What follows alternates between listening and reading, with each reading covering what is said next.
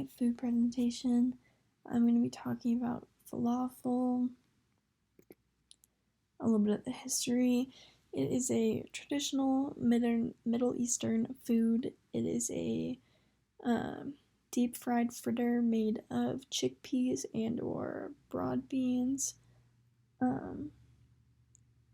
The origin of the food is not exactly known.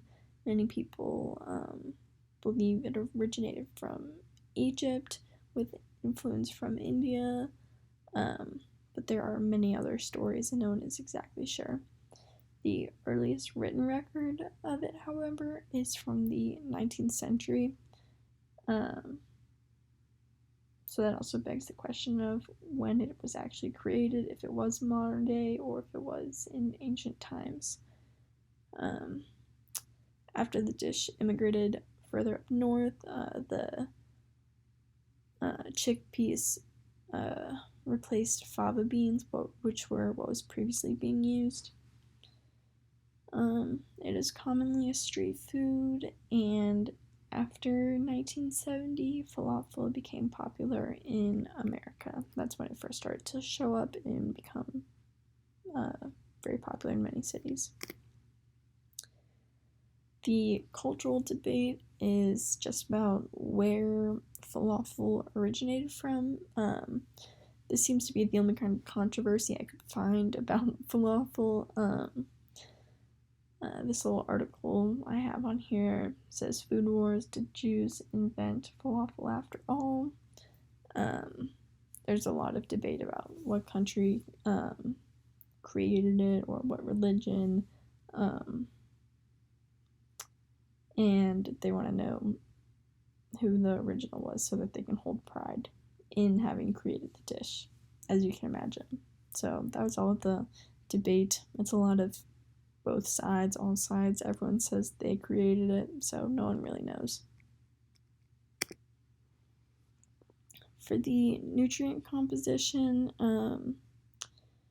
here is a little picture of everything that is commonly served with falafel, but the actual numbers on here are just for one ball of falafel itself.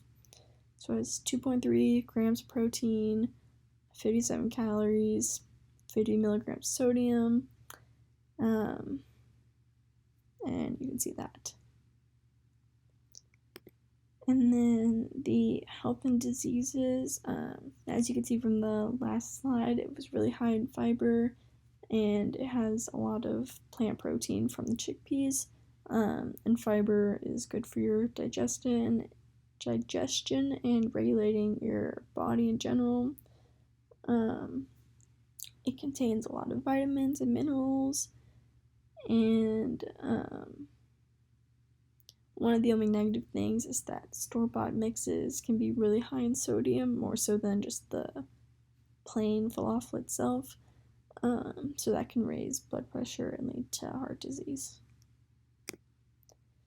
Next is ensuring the quality. Falafel doesn't have a very long shelf life. It can stay fresh in the fridge for 4 days, and it's also really hard to tell if it has gone bad or not. You can look for signs of mold and see if it has a smell, but the overall texture and appearance doesn't really change once it has expired, so it's best just to throw it away and make sure you keep track of how long you've had it for. And then for the falafel mix, if you buy that or if you pre-make it yourself, that will have a musty smell if it's expired. Now for the agricultural information, and I'm going to be focusing on chickpeas.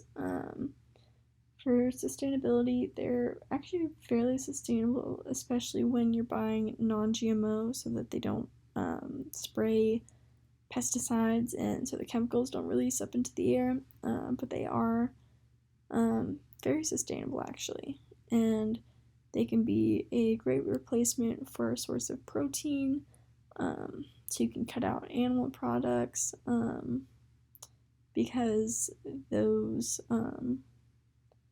methods lot less sustainable than farming chickpeas. For the seasonality, they can be grown all year round. They will grow spring through summer in cool climates, and then all winter in tropical climates. And they take about 100 days to grow from seed to harvest. And then for availability, they're very cheap, and you can find them at every grocery store and like Walgreens, CVS, Walmart. You can buy them anywhere. And then here's this little picture I got online talking about the benefits of buying chickpeas. And for the laborers, it always says it often says the middle one, because you can never guarantee how the laborers are treated, for example, but that's just a little overview. Next is how it's prepared. First, you soak the chickpeas in water, and then you grind up the chickpeas with parsley, scallions, garlic, cumin, and coriander. And then after your mixture is all combined, you will mold it into little balls, or you can do like flat patties. And then you deep fry until they are golden brown. And then you can also bake them in the oven if you prefer. And then you can serve alone like that, or wrapped in a flatbread, topped with salad, pickled vegetables, hot sauce, or tahini sauce. And that's kind of what this picture back here showed, with some of the things it's often served with. Next is the taste test. I got the falafel from downtown. I can't remember the name of the restaurant. It was in, I think it was on Gay Street, maybe. But the falafel was pretty good. It was different than anything I've ever had before. I was kind of expecting it to taste like a hush puppy for some reason. It didn't taste anything like a hush puppy, but it was pretty good. And I do really like chickpeas, so it was served with a hummus tasting kind of sauce. It was like a really thin, like watery hummus almost. And I expected that to be more of like a tahini or like tzatziki kind of sauce or something like that. So that caught me a little off guard, but it was pretty good. It was a little grainy for my liking. Overall, it was really good and I enjoyed it. Here's a little picture. And I split this with my roommates and it was really good.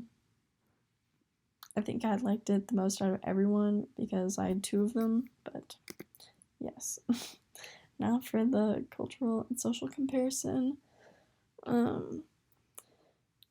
One thing that I noticed reading about falafel is that it holds a lot of importance and value in other cultures and religions, especially the religious aspect. I read that in Islam, Christianity, and Judaism, they all have falafel for various things. And I did not know that. I thought that was really interesting. It was talking about having falafel at Ramadan, or eating falafel for Lent when Christians give up meat.